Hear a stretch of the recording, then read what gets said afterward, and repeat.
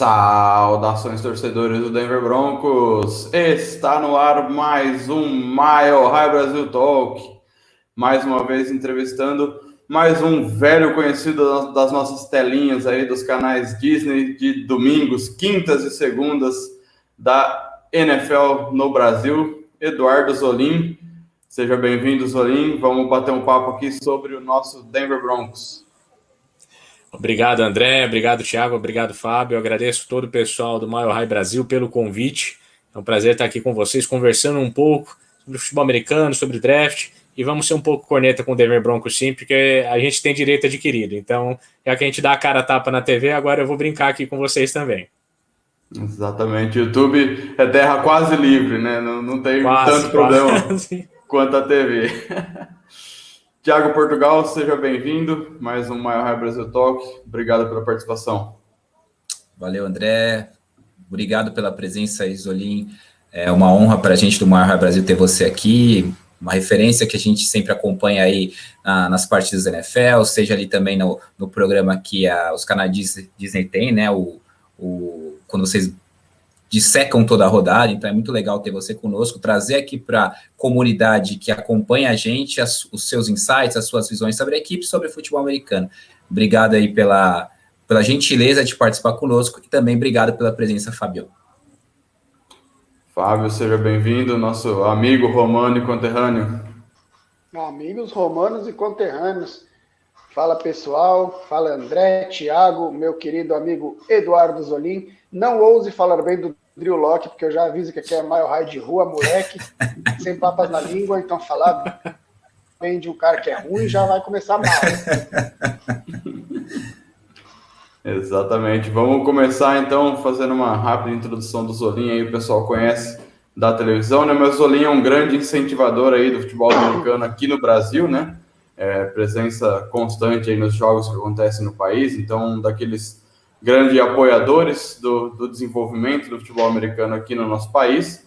Tem um livro escrito aí juntamente com o também comentarista Paulo Mancha, né, chamado Os Guerreiros da NFL, mas o que poucos sabem, né, que além de jornalista e escritor, também foi árbitro de futebol americano, né? É um dos fundadores da Associação Paulista de Árbitros e Estatísticos de Futebol Americano, né? Comenta aí hoje nos canais Disney, um verdadeiro apaixonado pelo futebol americano e também pelo seu Philadelphia Eagles, certo, Zolim? Na verdade, a gente pode até colocar Philadelphia em geral, né? Daqui a pouco tem jogo do Sixers, mas eu prometo que eu ficarei aqui com vocês, fielmente aqui com vocês. Mas Philadelphia em geral, muito apaixonado por esportes e juntei, né, as duas paixões, jornalismo e esporte, para conseguir trabalhar. Está sendo realmente gratificante poder trabalhar com a NFL aqui no Brasil. Maravilha, é a junção que todos nós gostaríamos de fazer, né? Tocando aí nesse ponto mesmo, né, gostaria de saber, né, da sua relação com o futebol americano, né, como que se desenvolveu, né, como começou a sua história com a NFL, que é um esporte que todos nós somos tão apaixonados aí. André, assim, eu posso falar, comecei como um fã, como todos nós que acabamos acompanhando, né, e foi até curioso, né, sempre acompanhei muito toda a questão cultural de Filadélfia, a gente pode dizer assim, né, o que a mídia vendia de Filadélfia pra gente quando era moleque. Então, Rocky Balboa, Um Maluco no Pedaço, Will Smith, o Allen Iverson quando chegou no Sixers, né, toda aquela revolução que ele trouxe para a NBA. E teve um belo Quantos anéis? A gente não precisa entrar nesse mérito aqui, Fábio. A gente está aqui para conversar sobre futebol americano. É o tipo de coisa que é desnecessário. Assim, você está sendo agressivo comigo, Fábio. Que isso, Fábio? Só uma pergunta de... Tô brincando. Mas realmente, a gente chegou perto. Esse ano vai. Em dar um MVP, vamos lá. Mas voltando para o futebol americano, que é o nosso pedaço aqui. Eu não lembro, eu juro que eu já fiquei de anotar essa data, mas eu realmente não lembro exatamente qual é a data. Mas foi uma final de conferência, acho que 2003. Philadelphia Eagles e Carolina Panthers. Eu estava procurando, na época de América Online, bagunçando a internet, tentando localizar ali alguma coisa para assistir, algum esporte para acompanhar, né? Não estava acontecendo nada de relevante naquele momento. E eu vi, tá jogando, Philadelphia está jogando, vou parar para assistir. Lembra nossos pais assim, o Corinthians está jogando, o Palmeiras está jogando, não importa contra quem seja, ele para assistir o campeonato? Foi naquela situação, tem um time de Philadelphia jogando, eu vou parar para assistir. E 18 era o Donovan McNabb, de janeiro de 2004. Olha aí, muito obrigado, Fábio. Desculpa muito te obrigado. cortar, 18 de janeiro de 2004. E acompanhando o jogo, e aí em determinado momento do jogo, tentando entender o que estava acontecendo ali, não conhecia o que eu conhecia do esporte, era o que eu vi em filmes, então conhecia pouquíssimo do esporte. E aí o quarterback do Philadelphia machucou a costela. Tá com a costela quebrada, foi pro vestiário. Beleza, machucou a costela. Deu 5, 10 minutos, o McNabb voltou e terminou o jogo. Ali deu um estralo em mim, né? Eu falei, mas por quê? Por que esse cara tá com a costela quebrada? Por que ele voltou pro jogo? O que esse idiota está fazendo? Por quê? E aí lutou até o final, né? Não conseguiu vencer a partida, né? O Carolina Panthers foi pro Super Bowl. E eu fiquei com aquela sensação, eu falei, tem algo a mais aqui. Eu falei, pro cara jogar machucado, para ter esse nível de sacrifício, esse nível de comprometimento, tem algo a mais no esporte. Eu falei, e aí a gente começa a assistir, começa a pesquisar, começa a estudar, e esse monstrinho foi virando uma bola de neve, foi crescendo como espectador, e até que me formei em 2018, não, né? Quem dera eu tivesse me formado em 2018. Me formei em 2007, 2008, e tava sem nada para fazer, e juntei com o pessoal do Philadelphia Eagles Brasil, e a gente começou um podcast de futebol americano. Desapareceu esse podcast, eu tentei resgatar alguma coisa sobre ele na internet, procurei o antigo site que existia, não achei nada, era um antigo Endzone Brasil, hoje em dia existem mais 14 Endzone Brasil que apareceram, voltaram, e eu, assim, perdi aquilo, mas surgiu uma amizade com o pessoal que pratica futebol americano aqui em São Paulo, principalmente o Alexandre Branco, que era na época do São Paulo, na época era Silver Bullets Flag, né? Me levou para acompanhar uma rodada, e ali comecei a fazer amizade com o pessoal, conheci o pessoal do Corinthians, Steamrollers, conheci o Fábio, conheci o Danilo Smash, que também é árbitro, o Renato Orozco, que fundou a PAEFA junto comigo, começou a amizade, e isso foi crescendo, né? Fui me envolvendo cada vez mais com o esporte, não só como fã, comecei a tentar ajudar o esporte no possível, participar mais do esporte, nunca como jogador, porque eu sou um pouco medroso, confesso, tenho muito medo de me machucar, mas sempre acompanhando o esporte, e nessas idas e vindas, acabei conhecendo o Silvio Santos Júnior e Paulo Mancha em uma das partidas, conversamos, fizemos uma amizade, troca um telefone, chama para sair, tomar um vinho, comer uma pizza, e aí viramos sócios, e a amizade cresceu até chegarmos na TV atualmente.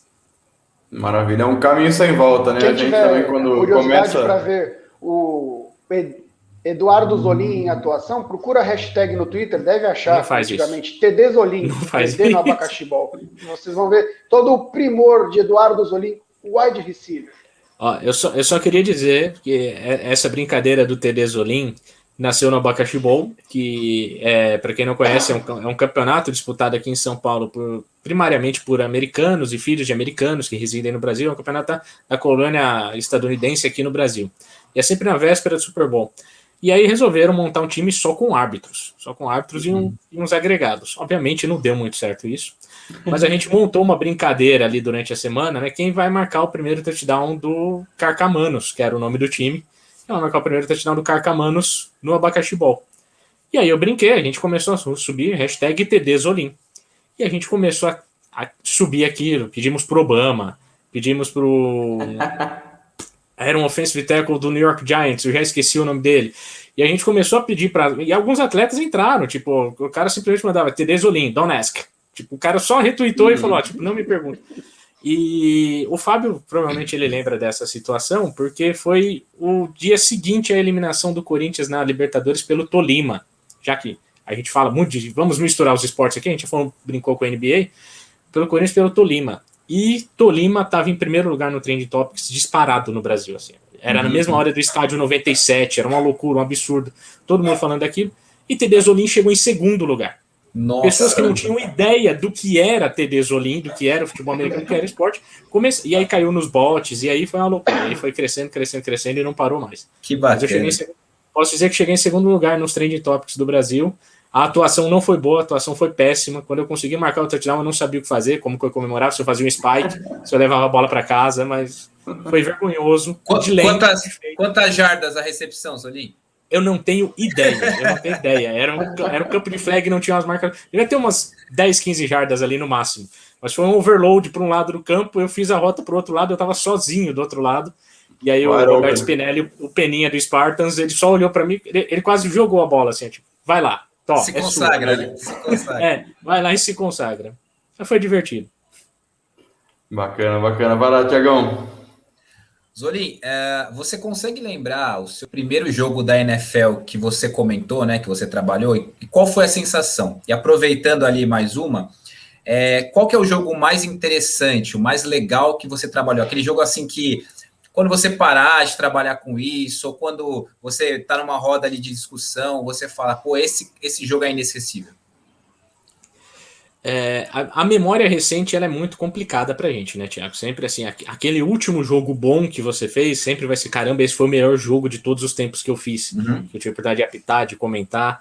O primeiro jogo que eu fiz, eu lembro até hoje, até por um pequeno trauma, eu fiz ao lado do querido Ari Aguiar, e eu lembro que eu cheguei, era o Arizona Cardinals e Detroit Lions, e eu lembro que eu cheguei para fazer o jogo, sentei, microfone posicionado, tudo certo, passei o som, tudo perfeito na transmissão, e aí eu fiz, não sei se a câmera vai mostrar muito bem, mas eu fiz exatamente isso aqui.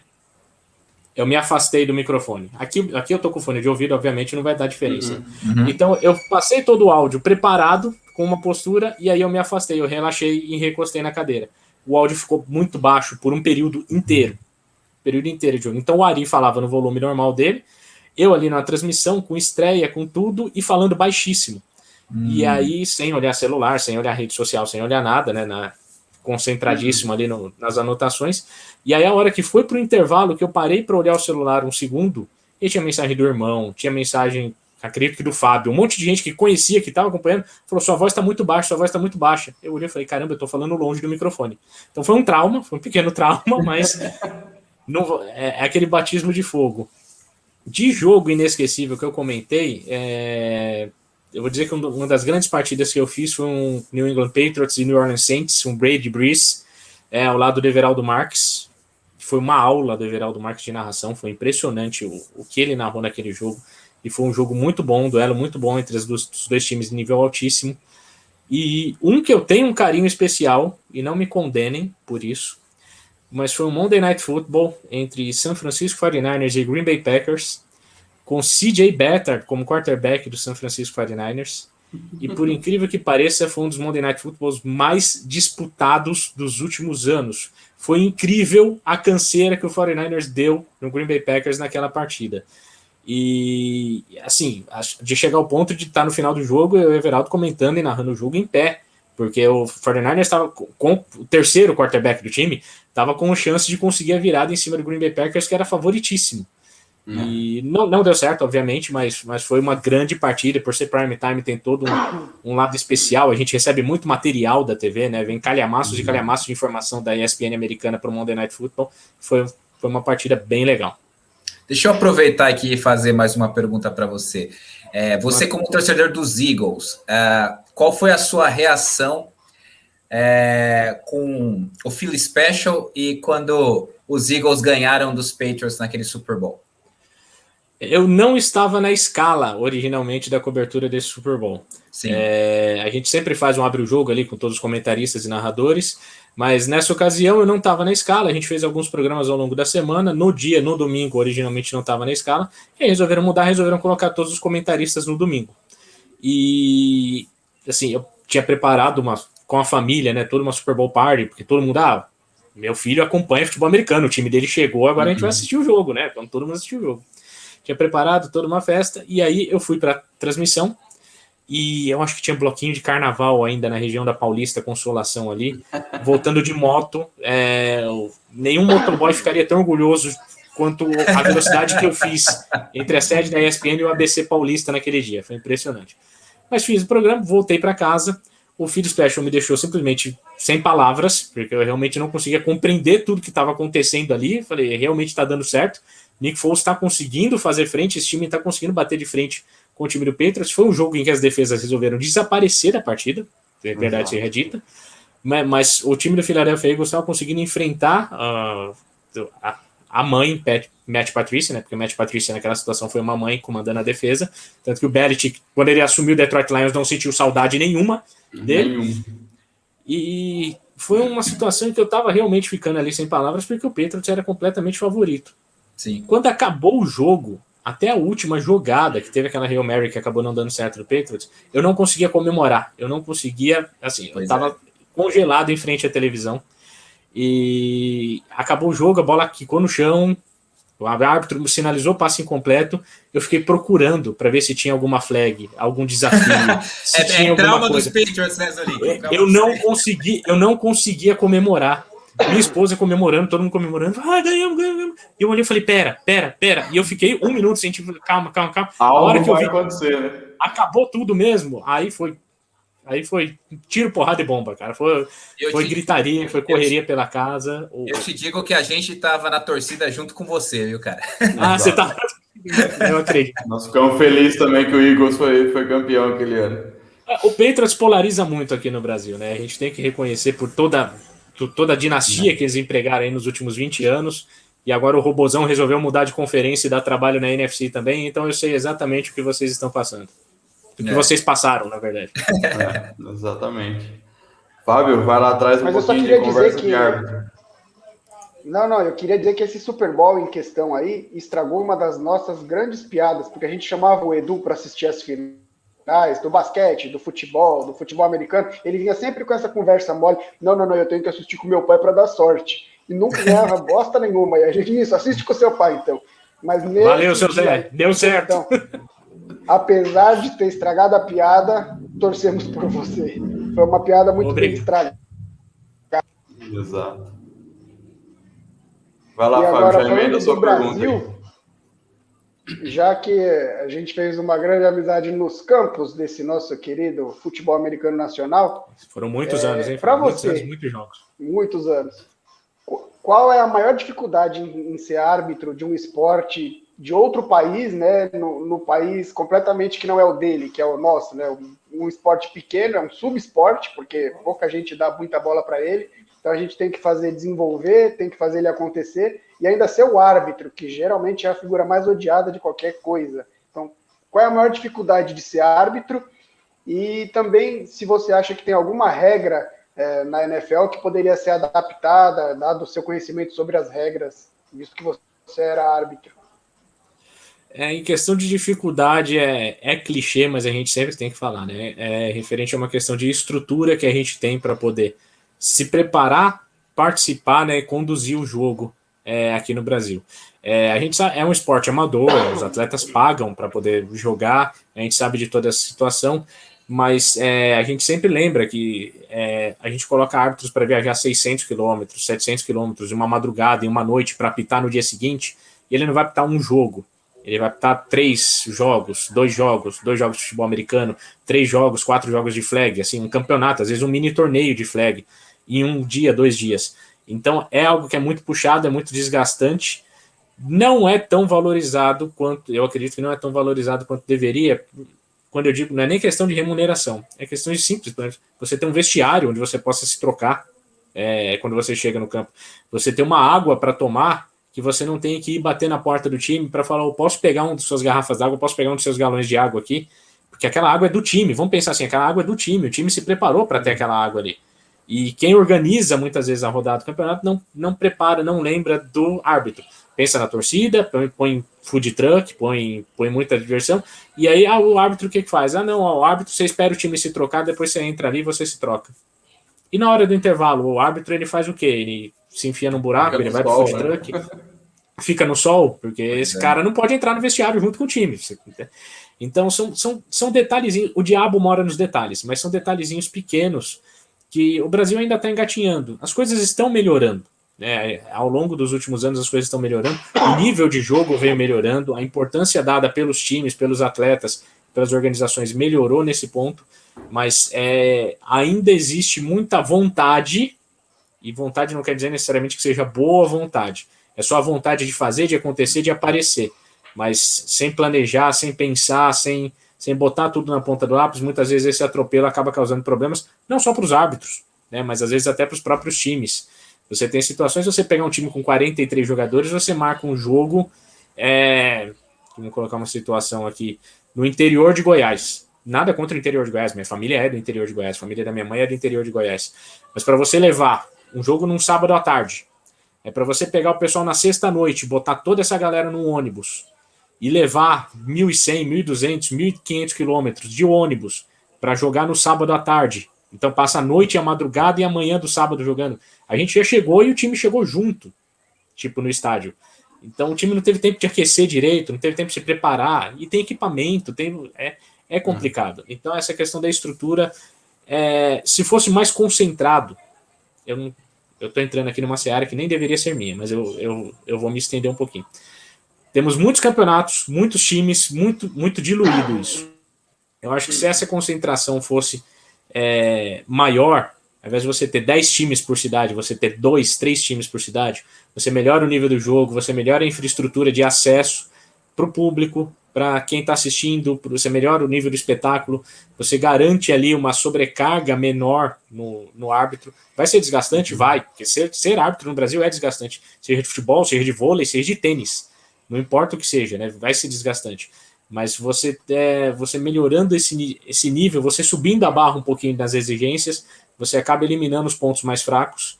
É ruim para a popularização do esporte? Vamos botar aspas aqui. Mas até onde essa popularização sem qualidade vai levar a algo duradouro? Até onde ela é boa, né? Exato. Sobre regras, que o Fábio tinha me perguntado, né? O Fábio perguntou a respeito se eu mudaria alguma regra, se eu faria alguma alteração em alguma regra. Me desagradava muito a questão do desafio na interferência de passe.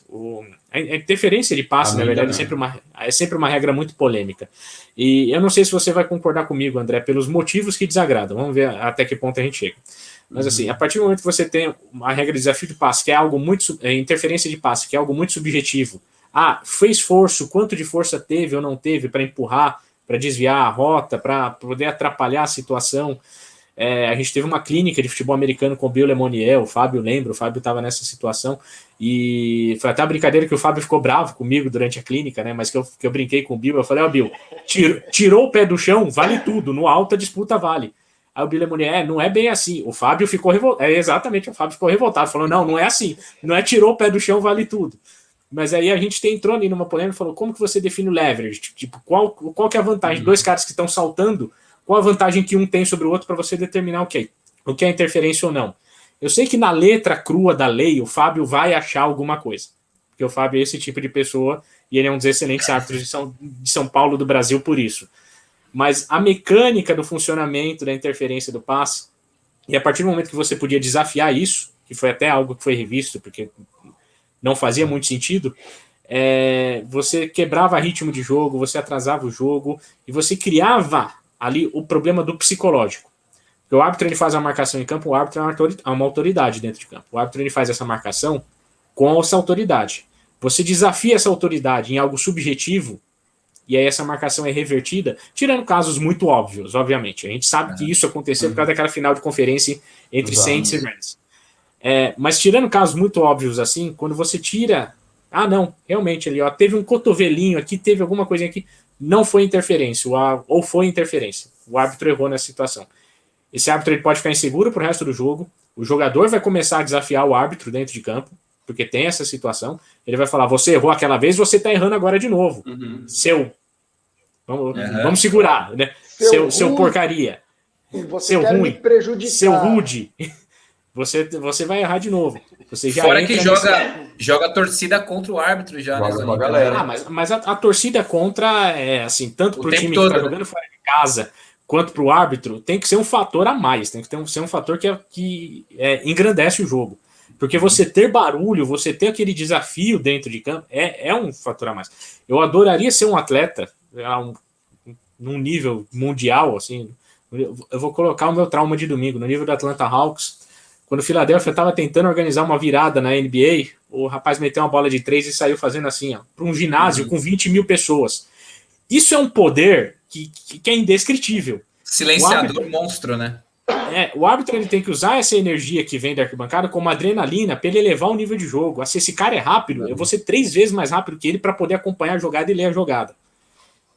Para manter o nível do espetáculo. E o maravilhoso... É clichê também, mas é maravilhoso quando o jogo acaba e você nem lembra quem era o árbitro que estava dentro de campo. Pois é. O Zolim, baseado nisso daí que a gente falou da arbitragem, né, que até fica essa questão subjetiva muitas vezes, né, vários jogadores quando acaba a jogada já fazem esse sinal da flanela, né, que esperando que seja marcado o pass interference. Não falando de pass interference, mas falando do roughing the passer. O que você achou dessa inserção do roughing the passer? E você acha que ele é bem marcado ou você acha que muitas vezes protegem demais o quarterback por ele ser a estrela do jogo? Thiago, você já deu a resposta que estava na ponta da língua. É uma liga voltada para os quarterbacks, é uma liga que trata os quarterbacks como bonecos de porcelana e tem que ser tratado assim por causa do nível dos backups. Nem todo time vai ter um backup de qualidade e quando você tira a principal peça do jogo, você transforma o jogo num jogo feio. O jogo ofensivamente fica muito feio quando você tem um quarterback meia boca lá comandando o ataque. A questão toda é como isso vem sendo trabalhada, a mecânica da aplicação da regra por parte de alguns árbitros. Porque não existe um consenso. Tem árbitro, você não... o peso todo do corpo, né? Vamos dizer que o Fábio, ele tá me sacando e ele cai com o peso todo do corpo. Isso é roughing the passer. Ele cai com o peso do corpo, um pedacinho na perna. Não é. Mas às vezes esse pedacinho na perna pode machucar muito mais do que se ele cair deitado por cima de mim. Então tem algumas peculiaridades da regra que são realmente complicadas. Eu não acho a roughing the passer uma regra ruim. Ela tem que ser aprimorada, tem que ser aí lapidada, principalmente a aplicação dela pelos árbitros. Mas a gente precisa, Thiago, não tem jeito. Quando você chega ao ponto de... Eu citei o caso do CJ Beathard, mas foi um jogo excepcional. Tipo, era horroroso ver aquele time do 49ers em campo. Então, quando você tem uma situação em que você tem o terceiro, o quarto quarterback, Joe Flacco, quando você chega ao ponto de ter o Joe Flacco comandando o New York Jets, é horroroso você ver esse tipo de situação em campo. Então, você tem que proteger os seus quarterbacks mesmo para você ter ali o melhor nível de jogo possível, porque é o que vai proporcionar melhor espetáculo, mais audiência, mais dinheiro e vai se retroalimentando. Show. Exatamente. Você mudaria o roughing the passer, Thiago? Eu vou dizer para você, Zolin, que eu acho que precisaria ser alguns ajustes de uma forma mais objetiva, porque eu vejo, dependendo do quarterback, essa é a minha visão, não sei se você compartilha, mas eu vejo que a regra é muito assim, dependendo do quarterback, o juiz marca, e dependendo se for um quarterback a camisa pesa, né? Para baixo, o juiz não marca. Por exemplo, eu vi já jogos do Kansas City Chiefs, ser marcados roughing the passers no Patrick Mahomes, que em outros jogos, lances iguais, e sacks iguais, que o Ed chega, né, que os linebackers chegam, o juiz não marcou. Então, assim, eu acho que o problema que eu vejo um pouco essa é a minha visão, é claro, você é mais do que tem propriedade para falar sobre isso. Mas eu acho que o que falta é ser um pouco mais objetivo, né? Eu acho que tem que ser igual para todos. O que eu vejo aqui é o que o André falou, parece que a camisa pesa. Se o quarterback é o Mahomes, é o Brady, o Rodgers, o Russell Wilson, é uma forma. Se o quarterback é Drew Lock para baixo, ou seja, quarterback ruim, eles não marcam, é mais ou menos isso. Nós falamos de duas regras que a subjetividade tá bem presente, gigante, né? Esse é o problema. Se você quer ver um outro ponto ainda... objetiva, porque na NFL, né? A aplicação, ela diz, bateu na cabeça do quarterback é roughing the passer. Foda-se se você relou o dedinho ou se você deu um tapão. Bateu do joelho para baixo é roughing the passer. Mas daí tem árbitros que consideram mais ou menos, eu não vou dar esse encostãozinho, pelo amor de Deus, isso é muita frescura, então acaba não marcando. Mas a regra em si é objetiva. O problema é a interpretação e utilização, né? São, né? Eu vou levantar duas situações aqui que eu acho que vocês vão concordar comigo. Você pega um quarterback negro móvel. Para esse quarterback receber uma chamada de roughing the passer, tem que ser algo absurdo. Absurdo. Tem que ser... Você pega o Tom Brady ou o Philip Rivers, finado Philip Rivers. Você empurrou ele, feio, bobão. Você empurrou ele pro lado, roughing the passer, na hora. Exato. Mas a flag voa na hora. Já voa. Você pega o Brady, você precisa assoprar. O Lamar Jackson, você precisa esfaquear ele no rim. O Lamar Jackson, o Russell Wilson, o Deshaun Watson, que apanham bastante também entre Ken Newton, né? Ken Newton, exatamente. O Bridgewater, que agora faz parte vocês vão ver exatamente um pouquinho disso, o Bridgewater está em campo. E aí você pega o outro aspecto. Vamos pegar o outro aspecto. Você pega um Vontaze Burfict. que é um jogador que é mais violento. A gente sabe que ele tem, que já tem um histórico. Maldoso. Às vezes ele faz uma jogada que é impecável, mas o árbitro já vai olhar para ele com más intenções, vai olhar e falar, esse cara tá na maldade. Esse cara estilo Felipe Melo do futebol, né, Zolim? Estilo Felipe Exato, Thiago. É aquele back de fazenda que você olha assim e fala, esse aí vai levantar umas minhocas na próxima enxadada. Então o árbitro já fica com a flag na mão, já fala, eu tô só esperando. Já vem condicionado, né? Já vem condicionado. O Sul, verdade, o Sul. Vamos falar de draft agora, Zolim, né? Desse draft que tivemos aí alguns meses atrás, né? Com exceção aí dos quarterbacks, né? Que eram claramente aí os nomes mais falados, mais trabalhados pela mídia e por todas as análises, né? Qual era o jogador que você mais gostava aí no prospecto e por quê? No processo, né? E por quê? Assim, eu posso dizer que essa classe era uma classe com... Sempre tem algumas joias escondidas ali, né? Alguns jogadores que sempre acabam agradando bastante. Mas um nome que me chamava muito a atenção e que por coincidência caiu com vocês, quando todo mundo esperava o contrário, foi justamente o Patrick Surtain. Quando a gente está em uma liga com cada vez mais quarterbacks precisos, recebedores dominantes, como a gente tem na NFL nos dias de hoje, e regras que protegem muito bem o jogo aéreo, você tem um cornerback que acaba desequilibrando o jogo, que protege muito, e tudo que o Patrick Surtain fez no universitário, e eu espero que a transição dele para a NFL seja muito produtiva também, eu acredito que ele tem tudo para ser um dos grandes shutdown corners aí da próxima década, tranquilamente, assim, porque é um nível de jogo altíssimo. Não sei se era exatamente o que o Broncos precisava naquele momento. Com certeza. Mas é o tipo de jogador blue chip, assim, você tem a oportunidade de colocar a mão em um talento desse, você realmente traz ele para o time. Viramos meme durante a live na hora da escolha aí. Eu acredito. Eu acredito. É aquilo que a gente falou nas nossas lives pós-draft, Zolim, que o Surtain não tem culpa de nada, né? Ele é um baita jogador escolhido, só que ele foi escolhido sendo que nós tínhamos que ter endereçado uma posição mais importante, né? Mas ele é um baita atleta, né? Mas vocês diriam, assim, que foi uma escolha errada do fundo do coração de vocês? Vocês falariam assim, não queria o Patrick Surtain de jeito nenhum. Não, eu não penso assim. Como eu falei pro pessoal até nos nossos grupos, né, que eu falo assim, eu não acho que foi uma escolha errada, eu acho que no contexto que ela foi feita, ela passa a ser uma escolha equivocada, porque você passou o Justin Fields, que era uma chance muito grande de você resolver a posição que você tem problemas há anos, né, desde que o Peyton Manning se aposentou. Eu não considero ela errada, eu considero dentro do contexto que ela não foi a melhor decisão, mas não errada, porque ele é um baita atleta, né? Mas com todo aquele boato que estava subindo, com todo aquele boato que estava subindo de vai trocar pelo Rodgers, não vai trocar pelo Rodgers, eu tenho no coração que a hora que a escolha subiu, o front office subiu a escolha e falou, não, chama o Patrick Surtain, a gente vai pegar ele. Em algum lugar, tinha alguém ali no Messenger, no WhatsApp ali, com o front office de Green Bay, falando, e aí, vamos lá, vem aqui, vamos sentar, vamos tomar cerveja, vamos conhecer, você conhece Colorado? Vem aqui, ó, dom legal a cidade, o estado é mó legal, tipo, o nosso estádio é mó da hora, tipo, vem aqui pra gente conhecer um pouco e vamos amarrar esses pontos. Eu não acredito que isso desapareceu completamente, eu acredito que essa troca pode acontecer. Só que vai sair caro.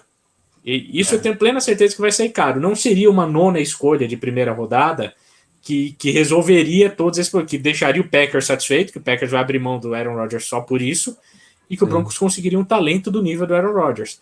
Então, assim, é uma escolha que vai sair caro. Então, já que vai sair caro, vocês vão ter que hipotecar um pedaço do futuro da franquia, de 2022 em diante. Então, vamos ter uma base. Vamos ter uma base aí para pelo menos ter uns 3, 4 anos competitivos com esse Aaron Rodgers. Se isso acontecer. Mas você sabe, Zolinha, a gente até fez um talk com um dos insiders de Denver, né, o Zach Stevens, e ele teve a mesma percepção que você. A gente fez essa pergunta para ele: por que você acha que a gente não escolheu o quarterback? Por que a gente foi de Patrick Surtain? Ele falou exatamente isso. Ele falou: eu acho que os rumores e a questão do Aaron Rodgers pesaram. Eu acho que pode ter algo que ainda vai acontecer. Ele foi na mesma linha que você. Não, deve ser, tá sendo algo negociado realmente nos bastidores. Até onde eu lembro de detalhes do caso, ou Packers tinha uma cláusula de cap penalty, que se ele fosse trocado ou cortado antes do dia 1º de junho, e como teve uma receita, a NFL teve uma receita que não teve tanto crescimento assim do ano passado para cá, então você tem uma situação em que o cap não vai aumentar tanto, o salary cap não vai aumentar tanto assim, então os times têm que tomar um pouco mais de cuidado para gerenciar isso. A gente viu o Atlanta Falcons, que tá montando o rebuild, mas recentemente trocou o Julio Jones para o Tennessee Titans e abriu um espaço gigantesco no salary cap que agora consegue fechar com todas as escolhas de draft. Então você tem que abrir mão de uma estrela, assim, é uma estrela que já está em fase final de carreira também, como Aaron Rodgers, mas é uma estrela que está em fase final de carreira e pensando já no futuro da franquia, pensando nesse rebuild que vai começar na franquia do Atlanta Falcons. E assim, eu não sei exatamente os detalhes do salary cap do Denver Broncos e do Green Bay Packers, mas eu acredito que essa troca pode acontecer até o final de junho, e não deve se prolongar muito mais não.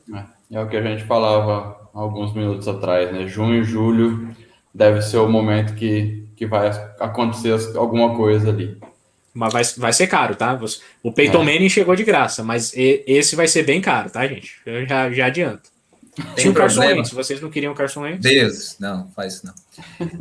Zolim, a gente já sabe aí que você gostou muito da pick do Surtain. Que nota geral que você dá para o nosso draft? E além do Surtain ali, que você falou que você gostou bastante, você acha um jogador muito bom. Que outro jogador ali você vê que o Broncos selecionou que te agrada, assim, que você fala, pô, esse cara, ele pode ter um impacto para a franquia? Um que eu queria para Filadélfia, mas o destino não quis que ele fosse para Filadélfia. O safety de Texas, o Caden Stearns. Caden Stearns, esse mesmo. Tem ali uns problemas de lesão, a gente sabe disso, mas o Caden Stearns ele foi muito bem por Texas e eu tô deixando todo lado do torcedor à parte aqui, mas ele teve uma temporada muito boa em 2019, teve um ano de 2020 mais fraco, e eu acredito que ele pode se encaixar muito bem ali naquela secundária, fazendo aí uma dupla de futuro aí com o Patrick Surtain.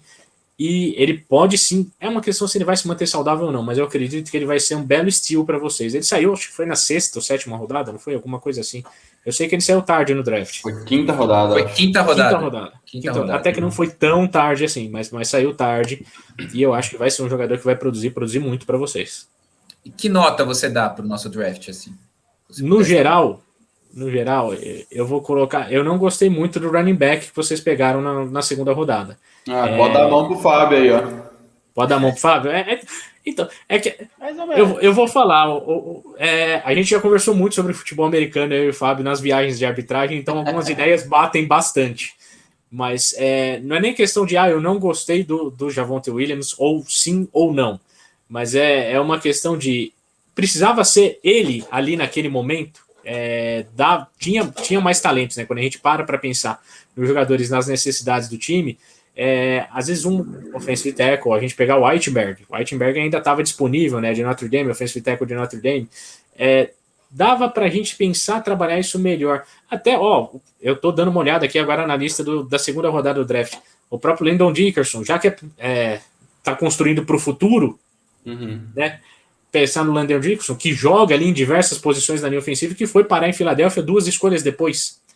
Então, não precisava ter sido um running back ali naquele momento. Vocês poderiam ter trabalhado algumas outras posições de mais carência, principalmente na linha ofensiva. Beleza. E o que mais me incomoda, precisava ter trocado para cima para pegar um running back, ainda que o running back seja um bom jogador. Isso é o que mais me incomoda. Esse detalhe eu não lembrava, e aí esse detalhe conta pontos ainda mais negativos. Mas dá para dar aí uma nota de 0 a 10? Eu acho que dá para colocar aí um 7, porque o Patrick Surtain foi uma escolha muito legal, o Caden Stearns foi uma escolha muito legal, e vocês tiraram esse estigma do eu preciso selecionar um quarterback a qualquer custo. Eu tô até puxando aqui, vocês realmente não selecionaram nenhum quarterback nesse draft, certo? Não. Então, tem alguma coisa acontecendo envolvendo Aaron Rodgers, nada me tira isso da cabeça, e pode aí vocês terem montado um elenco de apoio bem interessante para o Rodgers nas próximas temporadas. Bom, ano passado a gente também não selecionou nenhum quarterback, né? Selecionamos o Drew Lock, que joga de quarterback, mas não significa que ele seja um quarterback. Mas, dado o final do draft, a gente já tem a imagem do que deve ser o time para a próxima temporada, né?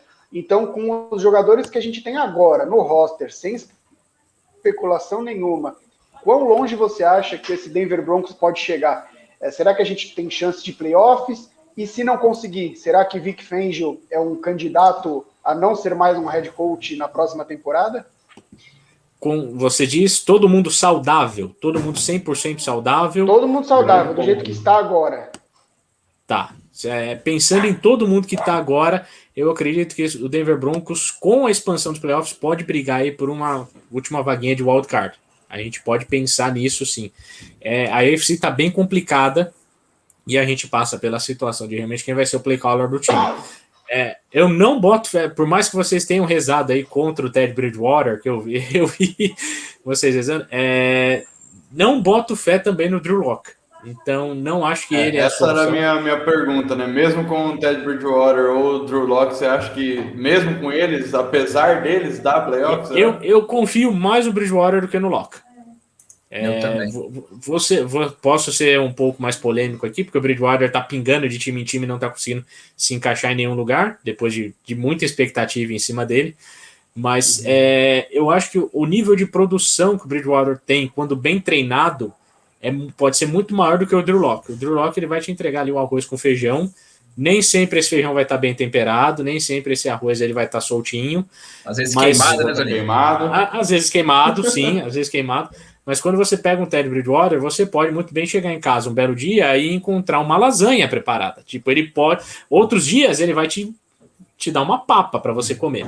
Mas dependendo do livro de receitas que ele tiver e de quem ensinar ele a cozinhar, ele pode entregar realmente coisas muito interessantes. Eu acho que o Ted Bridgewater...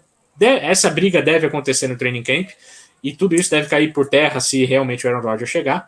Mas entre Drew Lock e Bridgewater, eu apostaria minhas fichas em Bridgewater.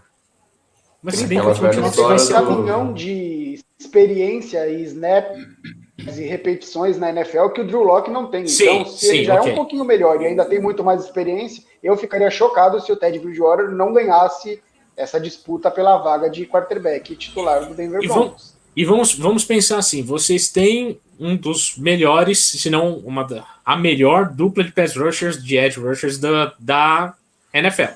Você tem o Von Miller de um lado, o Bradley Chubb do outro, que são coisas absurdas. Você tem uma secundária que tem o Kyle Fuller jogando muito bem, pelo menos vinha jogando muito bem, vai receber agora a adição do Patrick Surtain. Então você tem peças muito bem posicionadas para ter uma defesa forte, para ter uma defesa fortíssima. Você precisa ter um ataque que não estrague o jogo. Vamos partir desse ponto. É isso. Você tem um ataque que não estraga o jogo com o quê? Você passa para o Jared Judy, você dá a bola para o Melvin Gordon e você deixa eles carregarem o time. Não inventa de querer o Drew Lock improvisando, não inventa de querer o Drew Lock fazendo audibles ali, mudando qualquer coisa na linha de scrimmage, porque vai dar errado. E assim, se for para improvisar, já bota o Bridgewater, pelo menos, que ele tem muito mais mobilidade. Mas eu acho que a linha de vocês também deve melhorar um pouco para essa temporada. Aquela velha história, né? O Broncos não chegue aos playoffs, Vic Fangio tem o cargo ameaçado, na sua opinião, ou ainda é cedo para isso? Aí eu volto naquela situação. Com Aaron Rodgers ou sem Aaron Rodgers? Porque do jeito que estamos agora. Hoje, sem Aaron Rodgers. Não, eu não acredito que ele teria o cargo ameaçado. Ele não teria o cargo ameaçado, a menos que aconteça realmente uma tragédia no time ao longo da temporada 2021. Mas se o time conseguir ali ser algo mais regular, um 8-9, é que agora com 17 jogos você tem um outro aspecto psicológico absurdo também. A menos que o maldito do time consiga a façanha de ficar 8-8-1, você não vai ter mais um time 50%. Então você não tem mais aquele time... fui 8-8, evoluí da temporada passada para cá, fui 8-8. Meu amigo, ou você tem uma campanha vencedora ou você tem uma campanha perdedora. Ponto. Só para isso ter uma entra em noção de currículo. parâmetros, Diga. O que é tragédia para você? Porque nós perdemos 2 jogos ano passado com o idiota do Vic Fangio usando mal o relógio, o timeouts no fim do jogo e dando toma, eu não quero essa vitória, ela é sua. Isso para mim é tragédia. Se isso acontecer, para mim ele estaria fora. Para você também?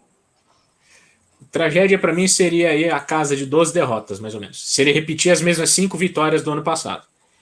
O time tem que apresentar uma evolução mínima da temporada passada para cá, porque tem mais peças, tá tá melhor posicionado, então tem que apresentar aí uma evolução mínima. Se ele conseguir, não, conseguir 5 vitórias de novo, amigo, mas agora você tem 12 derrotas. Não, aí acabou. Se ele conseguir ele chegar num 8-9, num 9-8, Fábio, mesmo fora dos playoffs, eu acho muito difícil o Vic Fangio pegar o boné. A menos que aí a gente chega numa outra situação. Se o Aaron Rodgers chegar no time e o Vic Fangio não conseguir apresentar resultado, aí eu coloco, no primeiro mês, ele não passa um mês como técnico do Denver Broncos. E aproveitando aqui, Zolim, a gente entrou no Aaron Rodgers aqui, você estava falando que você acha que pode acontecer uma troca, né, com os Packers, e você falou ele na NFC, por favor, pode levar ele para a NFC, eu não quero mais ele na NFC. Você falou que você acha que vai ser caro. O quão você acha que é um preço justo, considerando o talento dele, que é inegável, né, versus a idade e a gasolina no tanque que ele ainda tem? Então vamos lá. Eu não vou dizer nem só a questão da idade e a gasolina no tanque, porque a idade e gasolina no tanque ele tem. A gente viu o Manning voltar de uma cirurgia e ganhar um Super Bowl com vocês, jogar em altíssimo nível. A gente tá vendo o robozão lá no New England Patriots, Tom Brady, jogando em altíssimo nível. Philip Rivers foi pro Colts e jogou muito bem. A questão é o quanto ele tá com vontade. Vontade é uma outra situação. Vontade de jogar pelos Packers ele não me parece ter mais. Pode ser ali algum atrito com o Matt LaFleur, e eu não posso falar do Packers e que o Aaron Rodgers e o Matt LaFleur não se amam, senão a torcida do Packers ela manda me exorcizar, porque eles são um casal perfeito. O dia que eu falei que o Aaron Rodgers e o Matt LaFleur não se davam tão bem, não transmitiam essa energia de que existia ali uma química verdadeira entre eles, eu quase fui exorcizado. Mas assim, em time que tá ganhando, todo mundo é craque, todo mundo se ama, todo mundo é apaixonado um pelo outro. A partir do momento que esse time começa a perder, e foi o que aconteceu com o Packers duas temporadas consecutivas, e você tem esse time tendo um quarterback, a mídia falando uma coisa, ele dando alguns sinais, e a direção do time indo para outro lado, traz um outro quarterback, não traz todo mundo quer um recebedor top, magnífico, maravilhoso. A gente teve o Julio Jones sendo trocado a preço de banana recentemente. O Packers foi atrás. Você não adoraria ver o Julio Jones jogando com o Aaron Rodgers? Até eu, que não torço para o Green Bay Packers, gostaria de ver essa dupla jogando. E o Green Bay Packers simplesmente não foi atrás disso. Começam a surgir os boatos, não é que assim, surge um boato e a troca acontece na hora. O Packers poderia ter catado o telefone, ligado pro Falcons, falado, vem cá, manda para cá, eles vão te mandar uma escolha de segunda rodada, foi alguma coisa assim, não lembro exatamente o certo. Eu te mandar a escolha de segunda rodada, eu te mando uma segunda e uma quarta rodada, já é mais do que o Titans mandava, entendeu? E é o Julio Jones. E aí você deixa o seu quarterback feliz e você vai lá e ganha mais 1 ou 2 Super Bowls, dependendo de quanto tempo de contrato você vai ter com o Julio Jones. Então são coisas que você pode fazer. Quando você tem quarterback desse nível, você faz as coisas para agradar esse quarterback. Vocês montaram uma defesa magnífica, não só para agradar o Manning, mas para ajudar a dar um suporte para ele na busca por um Super Bowl. Não foi porque assim, eu quero ter uma defesa das mais fortes. Vocês entenderam que vocês já tinham uma peça necessária, vocês foram ali um ou 2 adições no ataque, montaram uma defesa forte, montou um conjunto que deu condições desse cara ganhar e desse cara ser feliz. Você monta um conjunto que dá condições do cara ganhar e ser feliz. O Aaron Rodgers, ele tem esse conjunto parcialmente lá em Green Bay, mas faltam algumas peças e bater na trave toda vez está sendo frustrante para ele, por isso que ele está querendo sair. O quanto ele ainda está empolgado com o Super Bowl, com o futebol americano. Eu acredito que ele realmente tem ainda vontade de vencer pelo menos mais uma vez, só para aquele negocinho, só para calar a boca dos críticos. Só para não falar assim, foi um cara que ficou um dos melhores da liga, 28 vezes MVP, mas eu só tenho um anel de campeão. O Fábio começou a transmissão perguntando quantos anéis de campeão o Philadelphia 76ers tinha. A questão do anel de campeão é muito, muito emblemática, né? Ninguém lembra do segundo lugar. Todo mundo vai lembrar simplesmente do vencedor. Então isso magoou o Rodgers. Gasolina no tanque ele tem. O Rodgers está com 36. Ele pode 36, 37, alguma coisa assim. Ele pode ainda jogar aí mais 2 ou 3 temporadas em altíssimo nível, que sai mais umas 4 temporadas. Ele está com 37 anos. Então ele pode jogar aí pelo pelo menos mais umas 3 temporadas em altíssimo nível. Ele é um quarterback que é móvel? É móvel, ele se desloca muito bem, mas isso não é 100% do jogo dele. Ele consegue ser um pocket passer tranquilamente, sem nenhum trauma na carreira dele. O preço vai ser caríssimo. Aí eu posso dizer aí de 2 escolhas de primeira rodada para cima, quiçá mais. Talvez até vocês consigam mandar o Drew Lock junto na troca, já que o amor é tão grande assim. Mas existe todo um climão em Green Bay. Novos técnicos gostam de ter os seus próprios quarterbacks. Foi isso que o Matt LaFleur deu o recado quando ele chegou. Eu tenho o Aaron Rodgers, eu tenho um dos maiores talentos da liga na minha mão, ok, mas eu vou ter o meu quarterback, foi lá e pegou o Jordan Love. É esse o recado que ele manda. E aí a gente pode ter uma situação em que o Denver Broncos hipoteque parte do futuro da franquia, realmente 2 escolhas de primeira rodada, às vezes até alguma coisa a mais do que isso, para ter 2 ou 3 anos de Aaron Rodgers. Mas o preço disso seriam 2 chances claríssimas de Super Bowl. Você trocaria 2 escolhas de primeira rodada por um Super Bowl? Eu troco. Eu troco até 3, cara. Troco até 3. Exato. Qual é o preço do troféu? Assim, qual que é o preço da taça para você ter aquele título? 10 anos para frente, ninguém vai lembrar que demos 3 escolhas de primeira rodada. Até porque, Zolinho, eu até estava conversando, quando a gente fez a live pós-draft, a gente conversou com os nossos apoiadores, o pessoal que segue a gente, e a gente teve essa mesma percepção, assim, a gente que fala com eles, que o time do Broncos hoje, ele está um quarterback de ser Super Bowl contender, um quarterback bom, né? Porque hoje a gente tem uma secundária boa, um grupo, uma linha ofensiva boa, a gente tem uma linha defensiva boa, recebedores bons, tight ends bons, running back, a gente já tinha o Melvin Gordon, às vezes ele solta a carne, mas ele é um running back bom. Mas tem talento. Pegamos mais um, que é o Javonte Williams, então assim, o time está muito bem alinhado, só que a gente não tem quarterback, então eu sempre falo que o Broncos está um quarterback de ser Super Bowl contender, né? Então, eu particularmente, eu trocaria 3 de primeira rodada, 1 de segunda rodada, tranquilamente por ele. Eu acho que vale muito a pena. Não, vale. Aí a gente entra num outro ponto também de você sentar com o atleta e ver até que ponto ele quer continuar atuando, até que ponto ele quer continuar jogando. Porque se você entra numa situação de que, vou vender o futuro da franquia para esse cara jogar uma temporada com o time, às vezes você pisa no freio e fala, não, ok, então já que você não está tão empolgado assim em continuar a sua carreira, por mais que você tenha uma chance de vencer aquele Super Bowl, é complicado, mas por mais que você tenha a chance de vencer aquele Super Bowl, você fala, com essas escolhas que eu trocaria aqui por ele, eu consigo pegar o filho do Vitor Belfort, e o filho do Vitor Belfort vai ser meu quarterback por 15 anos, e esse cara vai revolucionar o jogo, e eu consigo vencer mais 4, 5 Super Bowls com ele. Essa balança é muito complicada, é uma profissão muito ingrata, porque você não tem poder nenhum, você só monta as peças e você deixa o treinador e o elenco ali ralar em campo para conseguir vencer. Então o front office tem essa situação bem complicada, mas vale. O Aaron Rodgers vale 2 escolhas, 3 escolhas de primeira rodada, vale ali um pacote de draft, vale envolver algum outro talento jovem que tenha no time, para que o time possa realmente buscar a curto prazo aí 2, 3 chances aí de um título nas próximas temporadas. Você falou aí de talento jovem. Quem que você não mandaria numa troca junto com o Rodgers? Assim, de jeito nenhum, esse cara vai para Green Bay. Nossa, vamos abrir o seu elenco inteiro aqui, então, para a gente dar uma olhada, né? Mas para não mandar alguém embora... Tipo um Jerry Jeudy. Não, esse não vai. Esse não troca. A gente sempre tem que pensar... A gente tem que pensar no que você define como jovem, né? O Chubb, o Jeudy, o Surtain, deixa eu pensar.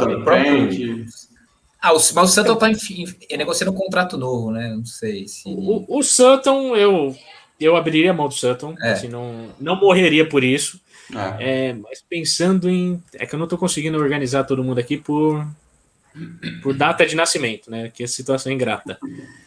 E eu dificilmente abriria a mão... Caramba, vocês me colocaram numa situação bem complicada aqui, hein? De quem que eu... Não é o ideal, mas poderia ser, vamos ver a idade dele, eu estou carregando nesse momento, mas quantos anos tem o Noah Fant? Deixa eu ver. Uns 20 e pouco. Deixa eu ver. 4 ou 25. Então, é um tight end bem sólido, é um tight end que pode aí Ele dar tem muitos 23 frutos pra anos, você. 23 anos. 23. É um tight end. O Noah Fant, eu acho que eu conseguiria me despedir dele. Por mais que doesse um pouco, porque vocês não teriam outro tight end do nível dele nesse momento, mas o Noah Fant conseguiria me despedir dele. Mas Jerry Jeudy, Bradley Chubb, eu abraçaria. Jerry Jeudy e Bradley Chubb, eu abraçaria os dois com carinho, assim, falar, de jeito nenhum esses dois eu solto. Eu também. O resto a gente pode negociar. Legal. Obrigado. Vai lá, Fabião. Vou subir a hashtag no Twitter aqui. Contrata Zolim de General Manager do Broncos. Porque com essa resposta você ganhou a vaga. Não daria certo. Não daria certo. Daria. Eu não teria psicológico nenhum para ser manager de nenhum time. Não. E que tal coach, então? Por exemplo, qual você acha que vai ser a maior ou as maiores dificuldades que o Broncos vai enfrentar dentro da divisão, que tem 3 times bem organizados, sendo um absolutamente Super Bowl contender, né? E quais são as fraquezas desses times? Aonde está o pontinho fraco que a gente pode explorar para conseguir tirar alguma coisa desses caras? Você está colocando muito mérito no Oakland Raiders, agora Las Vegas Raiders, e eu não acho que ele seja tão bem organizado assim, Fábio. Com todo respeito ao Raiders, mas a chegada do técnico me fugiu completamente o nome do técnico do Raiders. O Gruden. É o grande técnico de vencer o Super Bowl com Tampa, lá, contrato de 10 anos, 300 mil milhões de dólares e poder total para ele, mas dentro de campo, até agora, isso não está se revelando nada. Tipo, não teve nenhuma revolução, não teve nada maravilhosa. Uma coisa é a gente estar do lado de fora aqui, e eu como comentarista sei disso, uma coisa é a gente estar do lado de fora apontando o dedo e falando, devia fazer assim, devia fazer assado, muda isso, ou fazer a leitura da jogada durante o replay, durante a milhas e milhas de distância, né, sem ter o sangue frio ali, sem ter o sangue quente ali no jogo. O Gruden não está rendendo tão os bons frutos assim o Raiders. Não vou dispensar simplesmente o Oakland Raiders também, porque não é prudente fazer isso com nenhum time da NFL. Mas não acho ele tão bem organizado assim. O Kansas City Chiefs, obviamente, é o grande time da divisão neste momento, um dos grandes times da NFL neste momento. No Instagram tá ali disputando as finais ou as semifinais da Copa das Torcidas da NFL, coisa que eu nunca imaginei ver isso num curto prazo de tempo. Mas o Patrick Mahomes, ele deu uma revolucionada no jogo. Que o Chiefs seria competitivo desde quando o Philadelphia se despediu do Andy Reid, o Andy Reid foi para lá. Eu já sabia disso, porque o Andy Reid é um dos grandes técnicos da liga e conseguiu realmente vencer o seu Super Bowl, transformou o Patrick Mahomes nesse absurdo. O que pode prejudicar o Kansas City Chiefs para o futuro? O contrato monstruoso do Mahomes. Não só o contrato monstruoso do Mahomes, mas o contrato monstruoso que começa a aparecer em algumas peças do time. Porque você tem o salary cap que vai, assim, ele não está expandindo na mesma proporção. Quando você paga 50 milhões de dólares por ano para o Mahomes, você tem outros 52 jogadores que você precisa pagar com o que sobrou. Tem uma hora que vai começar a faltar dinheiro, e isso pode começar a pesar contra o Kansas City Chiefs. A questão de como uma fraqueza do time que pode ser explorada é justamente, por mais que eles tenham um ataque extremamente explosivo, eu não vejo o Kansas City Chiefs como um time para brigar numa batalha de defesas. Se você encontra uma defesa que consegue pressionar o Mahomes, e a gente viu isso no Super Bowl, tudo bem que a linha ofensiva ali do Chiefs estava em frangalhos, mas se você encontra um time que consegue pressionar o Mahomes, e ainda assim ele jogou algumas bolas no capacete de recebedor que eles deixaram cair, né? Mas se você consegue tirar esse conforto dele, esse balanço dele, você entra num jogo mais amarrado, num jogo mais defensivo, e que um Denver Broncos, por exemplo, teria muita vantagem, já que você consegue amarrar mais o jogo tendo uma defesa forte. A gente chega numa outra situação, o Raiders eu já meio que entreguei para Deus aqui também, porque eu acho que essa temporada vai ser bem complicada para a equipe do Las Vegas Raiders, e aí a gente volta para os Chargers, que os Chargers estão com um quarterback jovem, tá com um técnico que está empolgado com toda a transição, com toda a movimentação que aconteceu com os Chargers, mas falta um molde ali para os Chargers para eles conseguirem avançar. Por isso que eu acredito assim, a AFC West vai ser O Kansas City Chiefs disparado na frente. Me perdoem os torcedores do Denver Broncos, mas é a situação. É a realidade, né? O Kansas City Chiefs disparado na frente da divisão, deve ser campeão de divisão em 2021, e vamos ter aí uma situação entre que Denver Broncos e os Chargers competem pelo segundo e terceiro lugar ali na divisão. E por mais que vocês detestem o Vic Fangio, tá, gente? Mas eu não acho que ele vai disputar a rabeira da divisão junto com o Raiders. Não, também acho que não. O Raiders, ele tá um tanto quanto complicado, não vai dar muito sucesso, e a equipe realmente dos Chargers, ela falta alguns detalhes, principalmente defensivos. Você tem ali o Herbert, você tem o Keenan Allen, você tem boas peças no ataque, mas falta algum molho a mais defensivo para a equipe dos Chargers para poder ser competitivo. Você acha que eu queria fazer 2 pequenos adendos. Quando eu digo que o Raiders é organizado, eu concordo com tudo que você disse quando se diz Raiders versus NFL. Mas quando você diz Raiders versus Broncos, é impressionante a dificuldade que o Denver Broncos tem de enfrentar os Raiders. Principalmente lá, né? Fora de casa. Praticamente derrota certa. Mas confrontos de divisão são sempre assim, Fábio. Você sabe, confrontos de divisão são sempre confrontos complicadíssimos, justamente porque você entra numa situação de rivalidade e de pressão até de técnico, de front office, para poder resolver a situação. O Brandon Staley nos Chargers, ele pode ali pegar, né, o Justin Herbert e transformar ele em uma futura estrela, ele pode aproveitar o Joey Bosa e montar alguma coisa, mas quando você pega o Joey Bosa, você tira o Joey Bosa dos Chargers, quem é o grande nome dessa defesa da equipe dos Chargers? Não tem ninguém que acaba se destacando.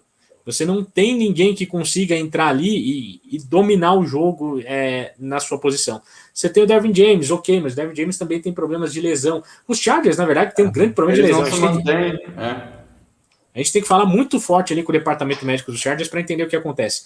Mas falta uma química defensiva ali no time para o time conseguir evoluir. Então, você tem situações em que o time marca 31 pontos e toma 33 no final do jogo e perde a partida. Igual eles foi têm contra um o Broncos corner lá que dizem que é bom, como é que ele chama mesmo? Não lembro, não conheço, não. O Chris Harris? Quem que é esse? Hall of Famer Chris Harris Jr. Isso é saudade do seu ex, Fábio, é isso? Não ele conheço tem, esse nome. Ele tem. Ô, Zolim, fazendo um adendo aqui, quem não gosta nem a pau do Vic Fangio é o Fábio, viu? Eu e o André, a gente gosta do Vic Fangio. A gente tem as nossas ressalvas, a gente tem nossas ressalvas em alguns jogos, mas a gente gosta dele. Quem é pistola com o Vic Fangio mesmo é o nosso amigo Fábio. Eu tenho a minha ressalva também. Eu gosto do Vic Fangio como um coordenador defensivo. Para head coach, ele tem um caminhão ainda de salto para dar e ele já tem idade que esse salto não será dado. Ô, Zolinha, aproveitando aquilo que você falou, que você acha que o Chiefs é o time realmente que vai sobrar na divisão, você acha, por exemplo, se concretizar, a gente trouxer um quarterback de verdade, que nem o Aaron Rodgers, como você vê essa divisão, Mahomes, Rodgers, Herbert e Derek Carr? Se for para ranquear os 4 quarterbacks, é isso? Em termos assim de os times que vão terminar ali, vão brigar pelo primeiro lugar da divisão, como que ficaria a divisão? Aí a gente já tem uma situação mais equilibrada. Com a chegada de Aaron Rodgers, vocês realmente sobem de patamar e vão brigar, sim, por título de divisão ao lado do Kansas City Chiefs. Eu não acho. Mesmo com o Vic Fangio de técnico, tá, Fábio? Mas eu não acho que vocês simplesmente, não, vamos nos contentar com o segundo lugar aqui com o wildcard e tá tudo certo. Vocês conseguem sim brigar, porque todo o time acaba evoluindo em conjunto. E ele vai conseguir extrair mais do próprio Jerry Jeudy, ele vai conseguir mais do Sutton, não sei se o Sutton fica ou vai embora, né? Vocês estão falando que ele está negociando um contrato novo, né? Mas ele consegue, e aí ele, assim, você tem nome, você tem o KJ Hamler, você tem o Tim Patrick, que foram produtivos na temporada passada, e que ele tem aí alguma coisa a mais que ele consegue pegar esses John Does da vida, do terceiro, quarto nível dos recebedores e consegue transformar esses caras em recebedores consistentes. É só a gente ver o que ele fez com o Randall Cobb, gente. O Randall Cobb conseguiu produzir muito bem, o Randall Cobb saiu do lado dele, acabou o Randall Cobb. É verdade. Então Ele consegue pegar nomes baixos. O Manning fez muito isso também, tá? Mas ele consegue pegar nomes mais simples, mais simplistas, e ele consegue subir o nível de jogo desses caras. É diferente de você pegar e botar um Carson Wentz para jogar ali. O Carson Wentz ele não vai conseguir produzir no mesmo nível, ele não vai conseguir pegar Tô me divertindo aqui com o depth chart de vocês. Ele não vai conseguir pegar um Kendall Hinton e transformar esse cara num possession receiver da noite pro dia.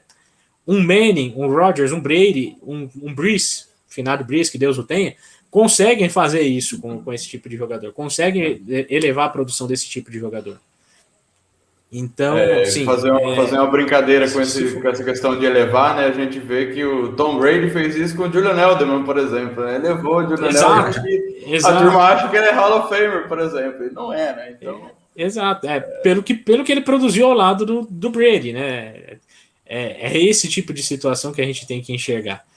E se fosse para ranquear os 4 quarterbacks nessa situação, né? Rodgers, Mahomes, Herbert e Carr, na verdade, eu só trocaria as 2 primeiras posições, mas o ranking seria mais ou menos isso mesmo. Seria, né, Mahomes, Rodgers, o Justin Herbert e me chama de hater, mas o Derek Carr vem na rabeira dessa disputa aí. Por mais que o Justin Herbert seja novo, seja muito jovem, seja muito cru, mas o Derek Carr chegou falando muito, prometendo muito, com muita expectativa, e até hoje não conseguiu entregar nada do que era esperado do Derek Carr. Não adianta nada, é um quarterback bonitinho, foi chamado de, como é que é, Deus do bíceps em algumas transmissões, por um colega lá de transmissão, mas é vencer jogo, é produzir com consistência, e o Derek Carr não faz isso. Edu, uns 5 ou 6 anos atrás, o Nick Foles teve um jogo de 7 passes para touchdown, se eu não estou enganado, pelo seu Philadelphia Eagles, e você me trouxe números de quarterback rating, falando que ele era o novo astro superstar da NFL. Então fica aqui a minha pergunta, aquela jogadinha na cara, depois de vários anos, seria Nick Foles, então, também capaz de elevar os seus receivers em volta, como fez Tom Brady e Peyton Manning tão brilhantemente? Nick Foles não é chamado de Saint Nick à toa, Fábio. Você dobre sua língua para falar de Nick Foles, de Saint Nick, e todos os milagres de Natal que ele conseguiu produzir naquela temporada em Filadélfia. Mas essa mágoa toda por causa dos 7 touchdowns foi porque foi em Denver, não foi esse jogo? Eu não me lembro. Acho que não. Não foi em Denver esse jogo? Também, eu não me lembro. Eu acho que não foi. Mas eu me lembro do senhor empolgado falando, e eu tendo que escutar esses absurdos por horas e horas e horas, por causa de um jogo do Nick Foles. Ô Zolim, você acha que... Olha aí, para alegria de vocês. vocês. Olha que beleza, olha que coisa boa. Você acha que vocês teriam tido aquela caminhada maravilhosa que vocês tiveram até o Super Bowl com a consagração do título, se o quarterback titular fosse o Carson Wentz, não fosse o Nick Foles? Naquela temporada? Naquela temporada? No nível que o time estava jogando, o jogo tinha acabado no primeiro tempo. O Carson Wentz estava jogando um absurdo naquela temporada. Ele encarnou, não sei se tem mais alguém aqui que é fã de Star Wars, mas ele encarnou todos os fantasmas de todos os Jedi possíveis de Filadélfia ali naquela temporada, até se machucar naquele jogo contra o Rams, e ele estava fazendo milagres, assim, escapando de sacks de maneiras absurdas, o que mostra que, assim, que é o que mais... Agora eu vou falar como torcedor, tá? Não como comentarista. Mas é o que mais me revolta nessa situação. Ele sabe, ele é bom jogando, e ele simplesmente desistiu. Ele simplesmente desistiu. Em Filadélfia, ele simplesmente desistiu de jogar. E por pirraça, e por briga com o técnico, por briga com o front office, por briga com o cara que fazia o Philly cheesesteak dele, enfim. Mas ele desistiu de jogar em Filadélfia. Pode se recuperar no Indianapolis Colts? Pode se recuperar e se recuperar bem no Indianapolis Colts, eu acredito, e torço muito para que ele se recupere realmente, para que faça uma boa temporada, até porque vai render mais picks de primeira rodada para a Filadélfia, caso ele consiga isso, e porque é um talento que pode realmente mostrar muita coisa no jogo. Voltamos para o ponto de ele simplesmente desistiu uma temporada. Tudo que era veiculado a respeito dele automaticamente entra em xeque. Porque era veiculado, o Carson Wentz chega às 5 da manhã e ele já chamou a namorada dele, a noiva dele, para ir no encontro, e os dois comeram, e aí depois que os dois jantaram, ele sentou e ficou assistindo filme de jogo e ela ficou mexendo no celular. Alguma coisa assim. O cara foi assistir filme de jogo durante o encontro com a noiva. Então toda essa mística que foi criada, todos esses relatos que foram falados, você já começa a colocar tudo isso em xeque. Fala até onde isso é real, ou até onde isso é um personagem que ele criou. Porque o cara joga muito bem, o cara tem talento, o cara tem visão de jogo, o cara tem uma mobilidade, o cara tem um braço, o cara tem tudo, e aí ele simplesmente desiste. Ele simplesmente olha e fala, não quero mais, eu vou dar espaço para esse novato, e o novato vai entrar e vai tomar o meu lugar. E o novato entrava com os mesmos pé d'água que estavam jogando com o Carson Wentz, e o novato ganhava jogo. E aí você fica naquela situação e fala, por quê? Por que você não tá mais afim, cara? É questão de ética de trabalho. Jay Cutler, Chicago Bears ficou não sei quantos anos sem... Esse nome é proibido. Não, esse nome é proibido. Não, mas eu tô falando porque vocês conhecem, vocês já tiveram esse desprazer. Jay Cutler, o time chega aos playoffs e ele simplesmente ele toma um sec e aí ele sai, estou machucado. Entra o reserva, eu nem lembro quem era o reserva naquela situação, mas entra o reserva do Chicago Bears na partida de playoff, e aí o Jay Cutler vai passar 3 horas pedalando na bicicleta ergométrica. Você tá de brincadeira, né, cara? É uma questão de ética de trabalho. Se o cara simplesmente ele desiste disso, você simplesmente abre mão dele e fala, tá tudo bem. Josh Rosen, eu não sei como tem time da NFL que ainda aceita pagar um paycheck pro Josh Rosen. O Josh Rosen, quando tava saindo do universitário, ele olhou e falou, eu jamais gostaria de jogar pelo Cleveland Browns. Campeão, quem é você na liga, cara? Você dobra a sua língua para falar do Cleveland Browns. O Cleveland Browns tem muito mais história em uma coluna do que você tem na sua vida inteira. E aí você ainda tem Arizona Cardinals, você tem Miami Dolphins, você ainda tem times dando chances para um jogador que desde o universitário já mostrou que não tinha ética. E isso já era uma red flag dele na época de UCLA. Então, você falou a respeito do Carson Wentz. O Carson Wentz, naquela temporada 2017, eu tenho a camisa do Carson Wentz daquele Super Bowl, para você ter uma ideia. Eu tenho a camisa, edição especial, com o patch do Super Bowl, que foi uma briga para achar. Agradeço ao Rafael Bellatini, que conseguiu essa camisa para mim lá em Minneapolis, no meio da loucura que foi pós-jogo lá, ele conseguiu achar uma camisa dessa para mim. Eu tenho a camisa do Carson Wentz do Super Bowl, porque na minha cabeça, o Carson Wentz jogou absurdos em 2017, em 2018 ele vai voltar ainda mais monstruoso, porque você espera que ele... teve um ano ruim em 2018. Ok, acontece. Não conseguiu manter o mesmo nível da temporada que ele está disputando o prêmio de MVP. 2019 foi fraco também. Aí 2020 ele simplesmente desiste do jogo.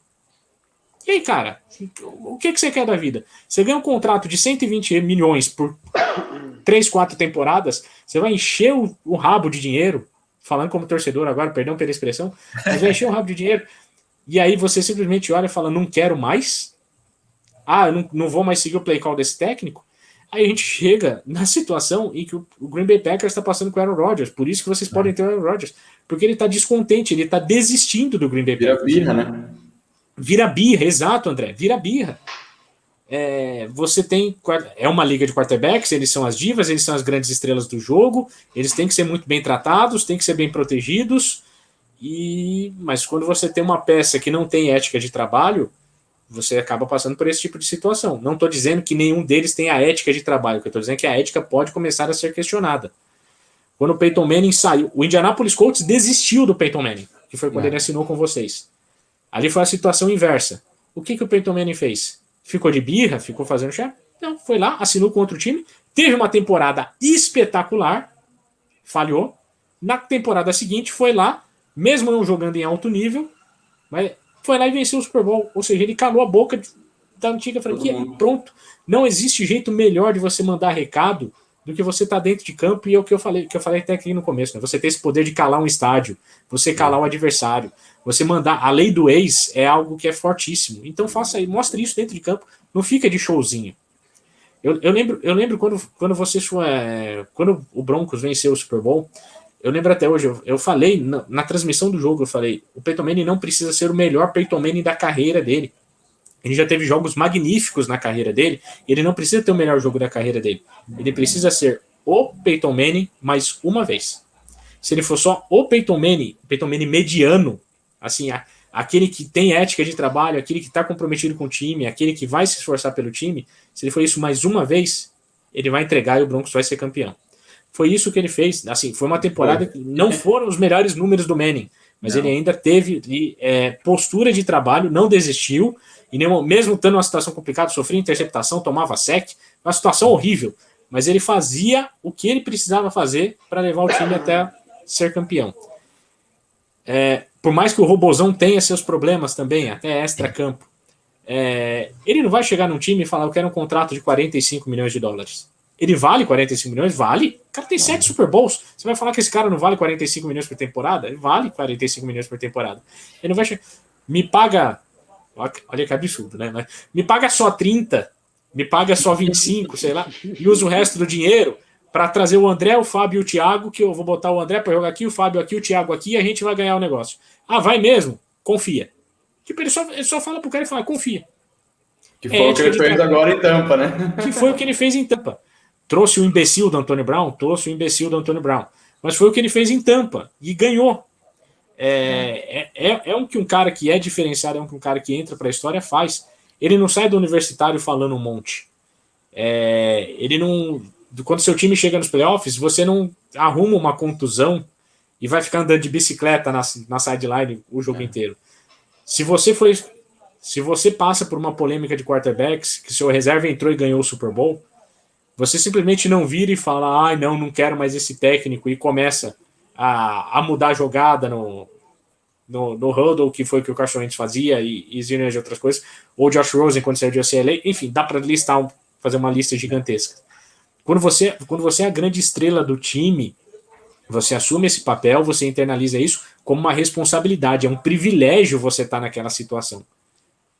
Você tem que entender isso. Não é que assim: eu estou sendo obrigado a isso. Ninguém te obrigou, ninguém botou uma arma na sua cabeça, você não está feliz, simplesmente abandona o futebol americano antes de você alimentar um contrato de 120, 150, 200, 300 milhões de dólares, antes de você ter toda uma estrutura montada ao seu redor, para que você chegue lá na hora H e você simplesmente pipoque.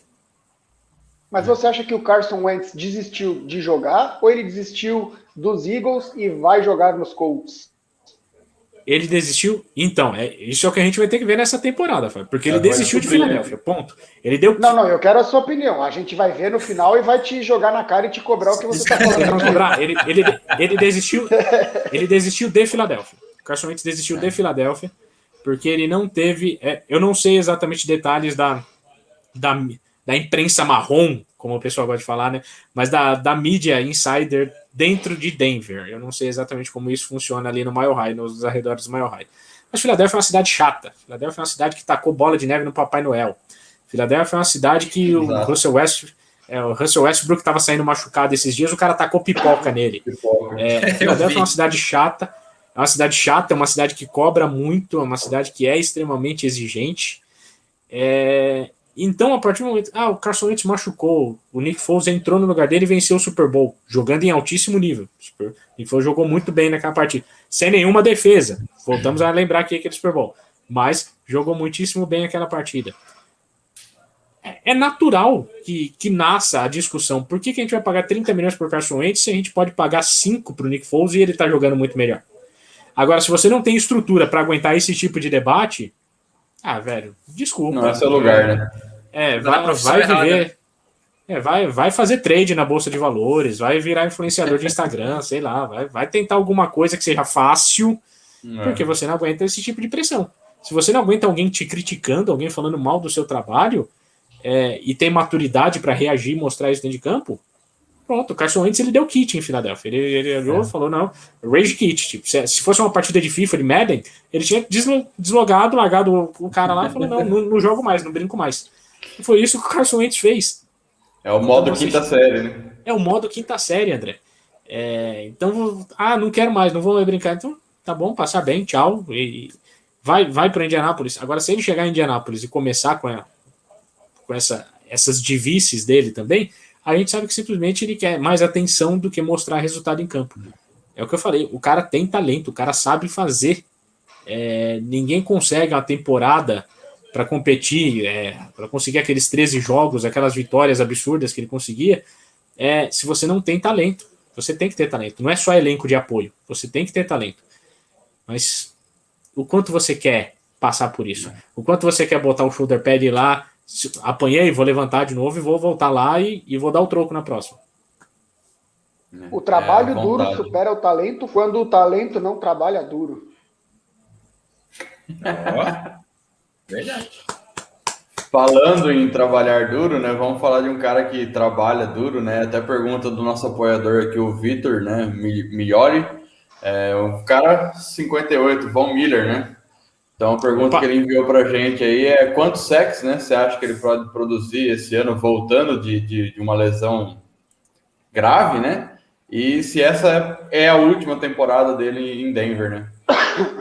Não acho que seja a última temporada, então vamos do final para o começo, né? Não acho que seja a última temporada do Von Miller em Denver. Eu acredito que, assim, nada menos o Von Miller saudável com Bradley Chubb do outro lado da linha, se for menos de 2 dígitos de sec, tem alguma coisa de errado. Porque eu acredito aí pelo menos uns 10, 12 sacks é o piso do que eu espero de produção para o Von Miller. Porque justamente você começa a dividir a atenção da linha, justamente por ter o Bradley Chubb, que é extremamente produtivo do outro lado também. 12 Mas sacks. aí o Vic Fangio dropa ele em cobertura, manda ele fazer contenção de edge. Você não pode falar esse tipo de coisa, porque você falou que ele, como coordenador defensivo, ele vai muito bem, Fábio. Ele vai muito bem porque a defesa tem ótimos resultados, não porque ele extrai de cada jogador o melhor daquele jogador. Então tá. Eles. Então beleza. Ele dá sorte. Tem um fator sorte também, mas ele é muito competente. Só que, por exemplo, você dropar o Von Miller, que é um dos melhores pass rushers da NFL, em cobertura, subutilizar, né? Eu vou pôr o Pelé no gol. O Pelé vai ser goleiro. É isso. É você fazer esse tipo de coisa. Eu ia falar, é botar o goleiro para jogar no ataque, mas sempre tem aquele golzinho milagroso do goleiro aos 48 do segundo tempo, né, na hora do desespero, então não é nem tão exagero. É botar o Pelé no gol, é mais ou menos isso. Exatamente. Tiagão, vamos finalizar falando aí de novo de futebol americano aqui no Brasil, que o Zolim, como a gente disse, é um dos grandes nomes aqui, então você preparou aí uma perguntinha especial de futebol americano aqui no Brasil para ele. Zolim, você aí como um cara que tem uma grande participação aí na mídia que cobre o futebol americano para nós, né, brasileiros aqui, como você vê a projeção do futebol americano no Brasil? Como que você vê esse crescimento? Você acha que cada vez mais a tendência é a gente ter uma projeção maior? E você acha que é possível um dia a gente ter um jogo de futebol americano transmitido em TV aberta, por exemplo? Já tivemos alguns jogos aqui no Brasil. Nos dias de hoje, né, eu falo. Como assim, Thiago? Desculpa, você fala nos dias de hoje com os jogos a partir de hoje sendo transmitidos no campeonato inteiro? Não, eu falo, por exemplo, no passado a gente teve alguns jogos que passaram na televisão, mas usualmente hoje a gente tem tudo em TV fechada ou na ESPN, canais Disney, né, ou nas plataformas da própria NFL. Você acha que é possível nos dias de hoje a gente voltar a ter jogos em TV aberta também? Como é que você vê isso, a projeção do futebol americano no Brasil? Considerando que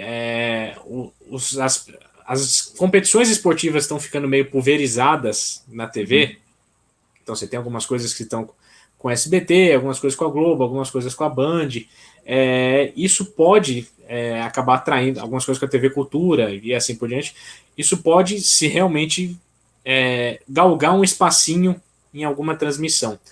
Não vou dizer nessas maiores, tá? Globo, SBT, Band, eu coloco até a Record aí no meio, essas 4 maiores, que são as 4 que têm mais audiência, eu acho um pouco mais complicado, mas provavelmente em alguma TV, algum canal menor, principalmente com a gente tem as TVs digitais, né?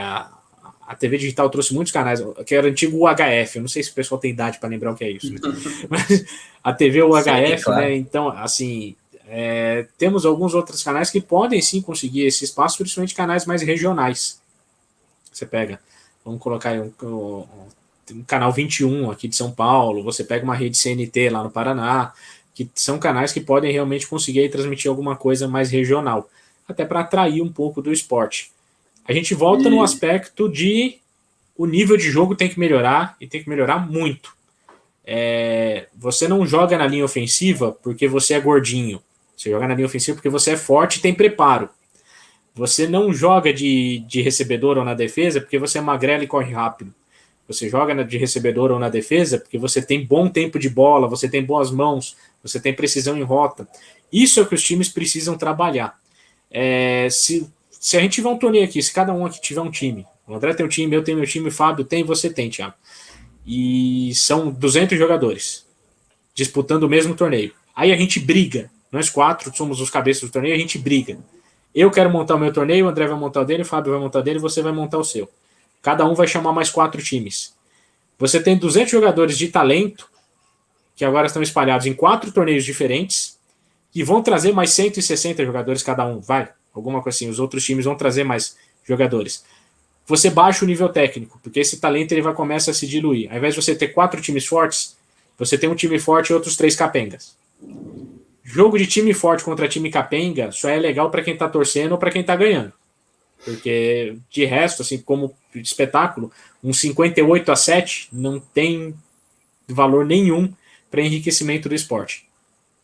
A própria NFL, as ligas americanas, na verdade, elas usam esse sistema de franquia justamente para você evitar esse tipo de situação, de você ter um time muito fraco disputando contra um time muito forte e isso acabar estragando o jogo. Acontecem desequilíbrios, ainda acontecem, mas o nível do campeonato é tão legal quanto o seu time mais fraco. É uma filosofia que eles têm lá. Você tem a Champions League, você tem uma Copa do Mundo, você tem a NFL, a NBA sendo tão elogiadas porque o nível das equipes é alto. Enquanto o Brasil não acabar com esse negócio de eu sou mais bonito que o fulano, meu torneio é mais legal, eu não gosto de você, eu não gosto de você, eu vou montar o meu campeonato, a gente vai ter campeonatos muito espalhados, muito diluídos, e esses atletas eles vão estar cada um em uma equipe. Você vai ter equipes que você vai ter 4, 5 pessoas que jogam em altíssimo nível para os padrões brasileiros, que jogam em altíssimo nível, mas você tem outros 40 ao redor deles que não conseguem fazer jus, não conseguem atrair o público para o jogo. É só você ver o jogo aéreo no Brasil, praticamente não existe. Você tem pouquíssimos times que conseguem trabalhar jogo aéreo aqui no Brasil. Você pega uma outra situação em que você tem muito jogo corrido. Por que você tem muito jogo corrido no Brasil? Porque a chance de dar erro é menor, obviamente. Você ter um jogo terrestre, a chance de seu ataque fazer uma cagada dentro de campo, na expressão bem clássica, é muito menor do que você tentar um passe ou alguma coisa assim. Mas acaba se tornando um jogo mais feio, porque não é uma corrida com técnica, é uma corrida bruta, à base da força. Não é um bloqueio bem montado, é um bloqueio em que ele vai empurrando o que tiver pela frente e seja o que Deus quiser. Não é uma situação em que o Fábio consegue um bloqueio em um cara do meu tamanho, por exemplo, que eu sou muito mais gordinho do que o Fábio. É uma situação em que simplesmente eu sou gordinho mais forte. Desculpa, quase o celular tocou, gente, desculpa. É uma situação em que eu sou gordinho mais forte e eu vou tentar com todas as forças empurrar o Fábio da frente porque ele é menor. Então não é uma questão de técnica, é uma questão só de força. Isso não é um esporte bonito, isso não é um esporte técnico, não é um esporte que a gente vende como um jogo de xadrez quando a gente fala a respeito do futebol americano. Vira simplesmente uma competição de um homem mais forte do Brasil, o homem mais forte em campo naquele momento, e isso não é um jogo de qualidade. Show. Então, magrinhos como eu aprendam a dar um block below the waist para derrubar gordinhos como o Edu, que daí o jogo vai evoluir um pouquinho. Tá vendo? Aí, técnica é tudo, gente. Técnica e repetição. E com relação, né, Zolim, ao centro de treinamento, né, o estádio construído em São Paulo também, como você acha que isso aí pode impulsionar o desenvolvimento do esporte aqui? Isso pode ser muito legal, isso pode ser muito produtivo, porque você tem um espaço, aquilo que eu falei no começo, a respeito da estrutura. Você tem estrutura para você poder trabalhar, para você desenvolver o esporte, para você, tanto para os árbitros quanto para os atletas, para todo mundo.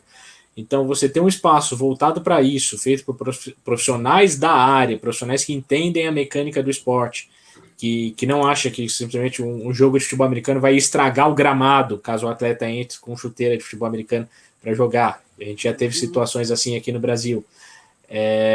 Você tem um espaço voltado por pessoas que entendem o esporte, para a prática do esporte, é muito importante, é muito interessante. Nada é de graça. Então, eu ainda gostaria de entender a respeito do qual é a contraparte, o que está sendo envolvido nessa negociação, nessa construção desse estádio, desse centro de treinamento. Centro de treinamento tem academia, tem vestiário, tem chuveiro, tem infraestrutura ali de alimentação, de tudo mais por estádio, tem arquibancada, tem gramado, tem conservação disso. Não quero, do fundo do coração, que se torne um outro estádio de Olimpíadas, por exemplo, que constrói um elefante branco e que tem 2, 3 eventos e depois fica abandonado ali. Que os times possam fazer bom uso disso, simplesmente não para vou fazer um amistoso aqui, meus amigos contra os amigos de fulano, mas que eles possam fazer um bom uso disso, melhorando o jogo para quem vai assistir. Você vai ter uma estrutura de arquibancada, então que você possa treinar, que você possa praticar. É complicado exigir isso de atleta amador no Brasil, eu sei, gente. Para o profissional já é complicado ele treinar, ele poder se cuidar, ele poder estar se apresentando em campo. Mas assim, se tiver realmente algum praticante de futebol americano que está me ouvindo, estude o jogo, estuda a técnica, os fundamentos, melhore o seu nível técnico. Não é só uma questão de ir para a academia e levantar 180 quilos no supino, gente.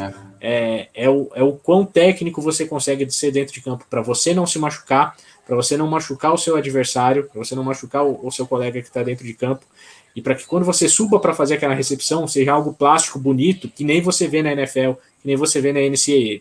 Não adianta você brigar, porque eu vi isso, isso funcionou no jogo assim, isso funcionou no jogo assado, se você não tem condições técnicas e físicas de fazer isso. Então, um centro de treinamento e um estádio montado para isso pode direcionar e pode encaminhar o esporte para um caminho bem legal. Só para dar um outro exemplo, seria como um cara muito rápido, né? Ele acha que porque ele é Usain Bolt, ele vai ser um belo receiver, então ele vai disputar a corrida com o corner e isso é um jogo bonito. Não, não é. Você não precisa ser tão rápido, mas você tem que saber se a sua passada vai ser interna, vai ser externa, você vai fazer o jogo de corpo, você vai quebrar a rota aqui, porque se eu quebrar na frente do safety, o safety vai cortar a minha rota. Então é a inteligência do receiver, não é só o atributo físico, porque o atributo físico tem no Brasil, né? O que falta é desenvolver a técnica mesmo. Fábio, se fosse só uma questão de velocidade, a gente não batia tanto na tecla de recebedor da NFL, da NCAA, dele correr a rota certa. Não precisava existir rota, árvore de rota. Você simplesmente botar o quarterback, ele virar para os recebedores e falar, corre e eu acho um. E pronto. Corre. Chama for verticals em todo jogado e pronto. É velocidade. Para a gente finalizar aqui, o Fábio mandou uma exposição dos tempos áureos de vocês dois aí como árbitros. Vou colocar na tela aqui. Fábio, explica aí, quem que tá na imagem. O ano é 2012, e aí o Edu está à direita do rapaz de boné branco, que é o nosso querido amigo Renato Orozco, que fundou a Associação de Árbitros junto com ele e mais outros amigos, né? E eu estou do lado esquerdo do Renato, e na frente a gente tem o mestre de cerimônias, um dos maiores incentivadores que o futebol americano nacional já teve, que é o André José Adler. E se a gente tem o nível, né, e a divulgação que esse esporte tem no Brasil hoje, a gente deve muito a esse rapaz, e o Edu deve lembrar muito bem dele. Então fica a homenagem aí ao Adler e mostrando aí o tempo de zebra aí de Fábio e Eduardo Zolin. Essa foto ela comprova duas coisas. Listras verticais não emagrecem. Eu e o Fábio não conseguimos sair de olho aberto em nenhuma foto, praticamente, de arbitragem. É impressionante, eles sempre pegam fotos. E cabe a lembrança do André José Adler, realmente, né, o criador do torneio Touchdown, né, um dos principais nomes do futebol americano para a popularização do esporte aqui no Brasil. Trabalhou muito para isso, todos os dias de vida dele, tanto da NFL quanto dos torneios nacionais. E foi, né, quando eu tive essa oportunidade, né, de participar da clínica de arbitragem com o Fábio, que a gente teve um árbitro da NCAA que veio para o Brasil, foi o Adler que organizou toda essa infraestrutura e deu a oportunidade de a gente participar dessa liga. E bons tempos de arbitragem, Fábio. Tem bastante tempo que eu não boto essa camisa listrada. Eu vou ser honesto e vou dizer que ela ainda me serve, porque na verdade eu emagreci desde essa foto. Mas ela ainda me serve. Você emagreceu muito dessa foto, digamos, né? Digamos que cabem dois Eduardo Zolins nessa camiseta aí. Eu acho que eu sou a única pessoa que casou e emagreceu. Não tô no peso ideal ainda, mas eu preencho bem a minha camisa, que vocês me caçoavam porque ela era sempre folgada, agora eu preencho ela completamente. Boa. Bom, agradecer Fábio, agradecer Thiago também, agradecer especialmente Eduardo Zolin. A gente fez aqui um super papo descontraído e gostoso. Falamos aí de NFL, falamos de futebol americano no Brasil, falamos também bastante do Denver Broncos. Então, Zolin, queria te agradecer desde o primeiro contato aí, sempre bastante bacana com você, e fazer aí, concretizar no dia de hoje aí nesse vídeo. Então, te agradeço a disponibilidade e a sua gentileza aí desde sempre. Muito obrigado. Não, que isso, André. Eu que agradeço pelo convite, agradeço ao Thiago, agradeço ao Fábio, que foi nossa ponte de contato aí no primeiro momento. Posso contar um bastidor aqui, que essa gravação já deveria ter acontecido há muito tempo. Na verdade, essa gravação já era para ter acontecido há bastante tempo já, mas eu estou com a agenda um pouco atribulada, eu estou em processo de mudança de uma casa para outra, e eu voltei a estudar agora à noite, mudei no trabalho também, então está uma situação bem complicada. Vocês foram ultra pacientes comigo, ultra compreensivos, agradeço de coração por tudo isso, pela oportunidade, e desculpa falar muito, gente, eu falo demais, quando abre o microfone para mim, me dá oportunidade, eu falo demais, sai muita bobagem também, eu admito, mas a maior parte do tempo a gente tenta falar coisas mais sensatas e concretas para que a gente não passe tanta vergonha, mas obrigado pela oportunidade de participar aqui do Talk com vocês. Com certeza o Fábio e o Thiago gostaram tanto quanto eu, e quanto a nossa audiência vai gostar aí, né, Fábio? Com certeza, amigos romanos e conterrâneos, obrigado, Zolim, por você vir, aceitar o convite e ter esses momentos de falar do que a gente mais gosta, né? Infelizmente, o canal da Disney rouba horas de você, da nossa amizade, né? Porque você vai ter que trabalhar lá, mas pelo menos retribui dando, você transmitindo conteúdo pra gente lá nos jogos. Como a Disney não paga nós, vamos fazer propaganda do Rick and Morty, se a Netflix quiser pagar, o senhor trazer. Mas se a Disney quiser pagar, também temos o Darth Vader. Pronto. Darth Vader nós, tá agrada todo mundo. Muito obrigado mesmo, Edu. Valeu, Thiago. Valeu, André. Portugal, muito obrigado também pela participação. Te encontro no próximo. Valeu, André. Valeu, Fábio. Especialmente muito obrigado, Zolim. Como eu te falei, ter você aqui com a gente é muito bom. Você hoje é uma das referências para a gente na futebol americano no Brasil. A gente acompanha ali sempre você nos canais Disney, né? Então, ter você conosco aqui é muito bacana, porque traz uma pessoa, né, que as pessoas estão acostumadas a ver somente ali na televisão, falando da liga em geral, para trazer para o nosso time, né, o Denver Broncos, e também trazer um panorama, a sua visão mais específica. Então, fiquei muito feliz esse papo com você, muito legal, agradeço a sua disponibilidade e todo esse seu bate-papo muito, muito descontraído conosco. Fiquei muito contente, muitíssimo obrigado. E se você pudesse escolher um time vencedor para passar a torcer no lugar do Philadelphia Eagles, qual motivo te faria ser o Broncos? Eu escolheria a máquina do mal, Fábio. Main Machine. Assim, golpe baixo. Eu torceria para o Peyton Manning aqui, ó, Denver Broncos. É isso aí, galera. Obrigado, Zolim, mais uma vez. Esse foi o Mile High Brasil Talk com o Eduardo Zolim. Go Broncos. Valeu, galera.